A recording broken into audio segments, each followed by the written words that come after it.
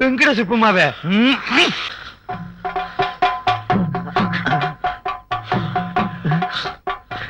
இதை தாண்டது இமயமலையை தாண்டுற மாதிரி.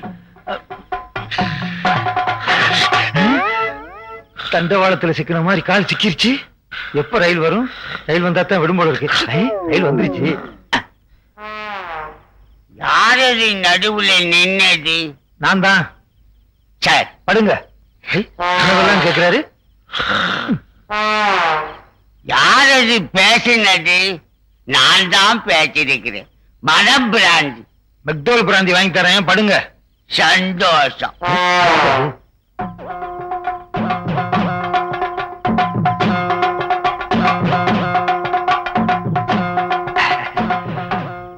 கோயிலை சுத்தி உருண்டாளாவது பணம் கிடைக்கும். இப்ப எது கிடைக்க போதோ?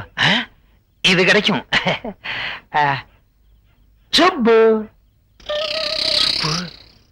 சுப்பு நான் வந்திருக்கேன்.